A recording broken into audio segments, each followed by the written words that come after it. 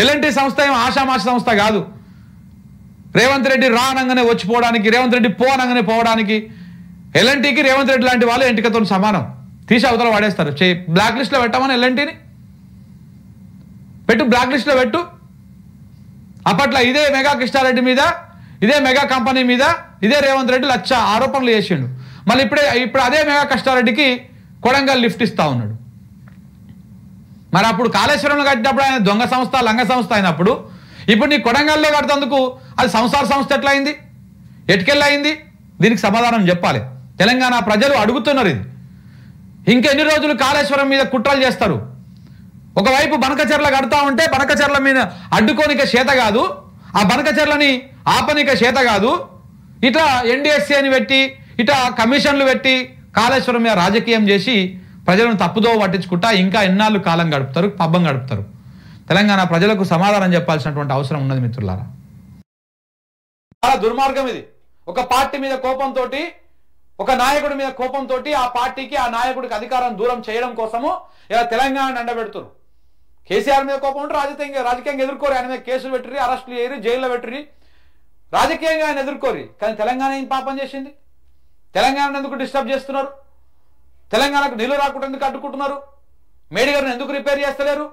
ఎందుకు ఇంకా ఎన్ని రోజులు డ్రామాలు ఆడతారు? ఇట్లా నీ రిపోర్ట్ ఇవ్వడానికి ఇన్ని రోజులు టైం పట్టింది. నిన్న ఆయన ఎవరు అంటాడు, ఎవరు ఆ జ్యూస్ మంత్రి కోమటిరెడ్డి వెంకటరెడ్డి ఎన్డీఎస్ఏ రిపోర్ట్ ఇచ్చింది, అది వనికే రాదు, మేడిగడ్డ వనికి రాదు, మన సుందిల వనికి రాదు, అన్నారం వనికి రాదు, ఏది వనికి రాదు, 3 ఉలగొట్టాల్సిందే అంటాడు. ఒకసారి ఈ 378 పేజీల రిపోర్ట్ను చదివియాలి అనర్గలంగా నిలబెట్టి కోమటిరెడ్డి వెంకటరెడ్డిని. అప్పుడు సిగ్గొస్తుంది. లేకపోతే ఈ మంత్రులను చదివియాలి, లేకపోతే ఎల్ఎన్టీ రాష్ట్రం 3 పేజీల లేఖలను చదవాలి, తెలుస్తుంది. ప్రజలను ఇంకెన్ని రోజులు మోసం చేసుకుంటూ పోతారండి? ఇవి కదా వాస్తవాలు. ఇవి ఇవి ఇవి ఇవి అయిపోయిన కాలం కదా. వీటిని మనం మార్చలేము కదా, మ్యానిపులేట్ చేయలేము కదా. చెప్తున్నా కదా, ఎప్పటికైనా దొంగతనం ఆగదు, బయట పడుతుంది, 100% బయట పడుతుంది. కాంగ్రెస్ బీజేపీలు ఏ కాళేశ్వరాన్ని అడ్డం పెట్టుకొని చిల్లర రాజకీయం చేసి తెలంగాణతో ఆడుకున్నారో అదే కాళేశ్వరం సాక్షిగా, అదే కాళేశ్వరంలో ఉన్నటువంటి పరమశివుడు ముక్కంటి సాక్షిగా ఈ పార్టీలు భూస్థాపితమైతే తెలంగాణ రాష్ట్రంలో గుర్తుపెట్టుకోండి.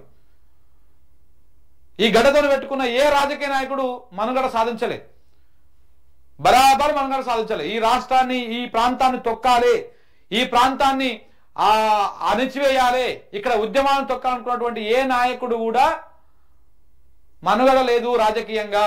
మీరు ఒకసారి చరిత్ర తిరిగి చూడండి వెనకకి. కాలగర్భంలో ఒక ద్రోహులుగా మిగిలిపోయారు. కిరణ్ కుమార్ రెడ్డి ఏమైంది? వైఎస్ రాజశేఖర రెడ్డి ఏమైంది? చంద్రబాబు నాయుడు పరిస్థితి తెలంగాణ రాష్ట్రంలో చెప్పండి. రేపు ఇదే రేవంత్ రెడ్డికి, ఇదే బీజేపీకి అంతకంటే ఘోరమైన పరిస్థితులు పడతాయి. రాజకీయంగా భూస్థాపితం అయిపోతారు. ఈ దేవుడితో పెట్టుకున్నారు మీరు. శివుని మీద తప్పుడు ప్రచారాలు చేస్తారా? ఇలాంటి కుట్రలు చేసేసి మీరు ప్రజలను మభ్య పెడతారా? దేవుడితోనే ఆటలా? ఆడు ఇంకెన్ని రోజులు ఆడతారు? ఎన్నడో ఒక రోజు ఇట్లా పడతాయి కదా బయటకు, అన్ని అవి పడ్డప్పుడు తెలుస్తుంది మీకు.